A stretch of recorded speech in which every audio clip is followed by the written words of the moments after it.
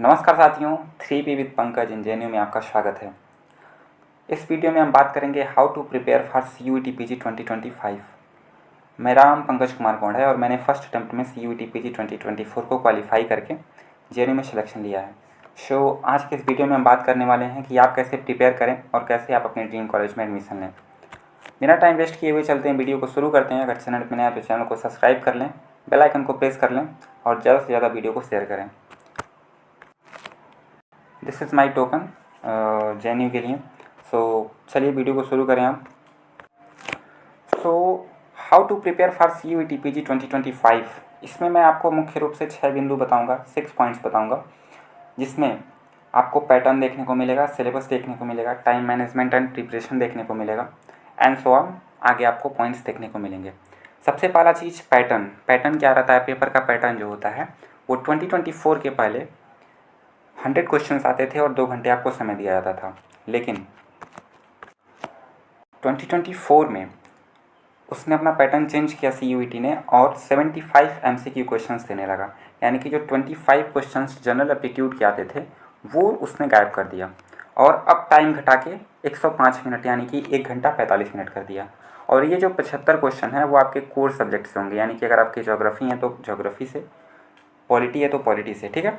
मतलब आपके core subject से ये 75 क्वेश्चन रहेंगे। निगेटिव मार्किंग रहेगा 1/4। 4 क्वेश्चन गलती करने पे आपके 1 क्वेश्चन का नंबर कट जाएगा, ठीक। जो दूसरा पॉइंट है वो है सिलेबस। तो सिलेबस के बारे में बात करें तो हर सब्जेक्ट का सिलेबस अलग अलग है। तो सिलेबस जो है वो आपको समर्थ पोर्टल पे आपको देखने को मिल जाएगा। उस सिलेबस को कवर कैसे करना है मैं आपको वो बताऊँगा। तो जो सिलेबस है मेनली 2-3 अगर आपके पास कंटेंट है वो आपके लिए इनफ होगा। जैसे सबसे पहली चीज़ मोस्ट इम्पॉर्टेंट NCERT की जो बुक होती है 11th-12th, और अगर आप नॉन बैकग्राउंड से हैं तो 6 से लेके 12 तक NCERT आपको करना ही करना है। देन 1 स्टैंडर्ड बुक, एक आपको कोई स्टैंडर्ड बुक लेना है और अपना खुद के नोट्स बनाने हैं। वो सबसे इम्पोर्टेंट होगा आपके लिए। खुद के नोट्स, NCERT और 1 स्टैंडर्ड बुक। यानी कि आपको कंटेंट का जमावड़ा नहीं करना है, बहुत ज़्यादा कंटेंट नहीं जुटाना है। छोटे से कंटेंट से बड़ा अगर हासिल करना है तो आपको दिमाग लगाना पड़ेगा, ठीक है। आप यहाँ पे NCERT और मैक्सिमम 1 स्टैंडर्ड बुक और खुद के नोट्स, इन तीनों को आप प्रेफर करके सिलेबस को कंप्लीट कर सकते हैं, ठीक है। मैं अभी आपको आगे और डीप में बताऊँगा। टाइम मैनेजमेंट की बात करें और प्रिपरेशन की बात करें तो अभी समय चल रहा है 1 जुलाई। आज आपका 1 जुलाई है और पेपर मार्च में होता है, मार्च अप्रैल में पेपर होता है CUET PG का। आपके पास अभी 9 महीने हैं, ठीक। 9 महीने में अगर आप 2 महीने निकाल लें, और इस 2 महीने का क्या करना है मैं आपको आगे बताऊँगा। तो अगर आप 2 महीना निकाल लें तो आपके पास बचता है 7 महीना। 7 मंथ्स आपके पास बचते हैं।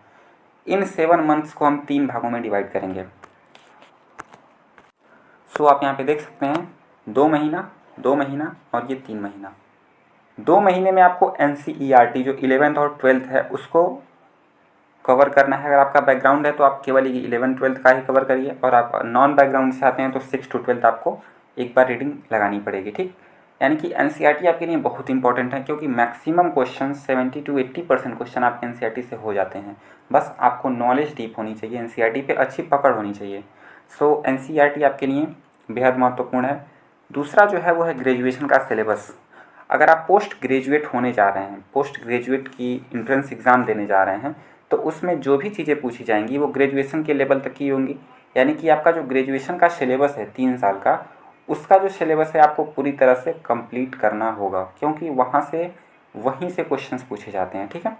एंड नेक्स्ट जो है वो 3 मंथ में आपको जो समर्थ पोर्टल पे आपको सिलेबस CUET देगा उसके हर एक टॉपिक को थोरली आपको पढ़ना पड़ेगा, ठीक है। यानी कि CUET PG सिलेबस के हर एक टॉपिक को आपको कवर करना पड़ेगा। कहाँ से करना है ये मैं बताऊँगा। NCERT एंड 1 स्टैंडर्ड बुक और खुद के नोट्स, ये 3 चीज़ों के अलावा अगर आप किसी चीज़ का सहारा ले सकते हैं तो वो आपके लिए है इंटरनेट और यूट्यूब। सबसे अच्छी चीज़ होती है जिस चीज़ का हम फ़ायदा उठा सकते हैं उसका फ़ायदा उठाना। जैसे इंटरनेट है, यूट्यूब है। हम लोग किसी 1-2 टॉपिक को छोड़ के चले जाते हैं, इग्नोर करके चले जाते हैं, क्योंकि हमको वो बुक में नहीं मिलता।